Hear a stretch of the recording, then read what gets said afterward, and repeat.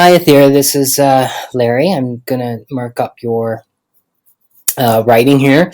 Okay, so I hope this is clear. The World Health Organization. Okay, first of all, you have a good title there. That's great. But unfortunately, you didn't put your name anywhere. So I would suggest that you put a name someplace on here. Okay. The World Health Organization, WHO. That's good. That's the correct way to make a reference, or use a short form. Good. Classified the clinical states between health and unrest, forming the clinical iceberg. Okay, actually, that's not true. This has nothing to do with the WHO. You've changed the meaning here. Okay, it's just a way to describe the problem. So it has nothing to do with the WHO. But let's read on, see what you say. Clinical iceberg shows visible and non-visible areas, and it is divided into 6 groups. 2 of them are in the visible area where the physician usually notices them, and 4 groups are invisible. Okay, that's good. That's a good way to describe it. But remember that we're using iceberg as a metaphor, and you're talking to medical students, so you really haven't made any reference to medical students. This is good, but it's not. It could be better. Okay. Firstly, the group of people who are considered as normal, and they are represented by the majority number of people in the clinical iceberg. Okay, this is sort of an incomplete sentence. Let me reread that. Firstly, the group of people who are considered as normal, and they represent the majority number of people in the clinical cycle. Okay, so this is sort of an incomplete sentence, right? What you might want to say is, firstly, the group of people who are considered as normal, and they represent the majority number of people in the clinical iceberg, are in the first group. Okay.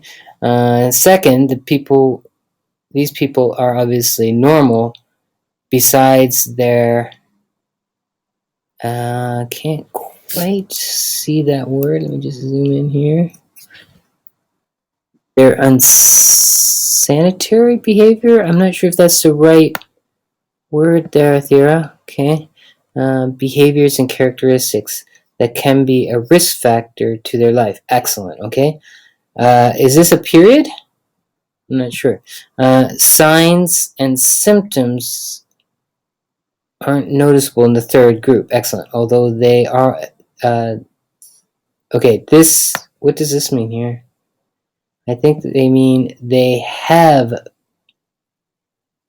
invisible disorder. Don't think that they have an invisible disorder. They have, signs or symptoms of a disorder, okay? Or are they starting to develop a disorder? But it's not that they're invisible disorders.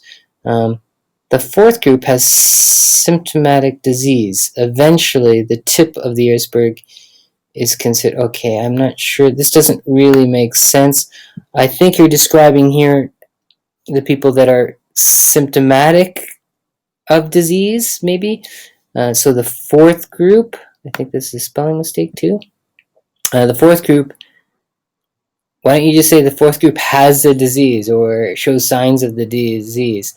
Eventually, the tip of the iceberg is considered the people who are striving to live. Okay, that's a good paraphrase. I have to say, that's excellent. Okay, so that's good. And I think what you might want to do is highlight the fact that only these 2 groups are visible, and that they are the smallest groups. This is the whole purpose of the clinical iceberg. But not bad, okay? As is clear, clinical iceberg is simple. Okay. Scientific theory to explain the large distinction between health and illness.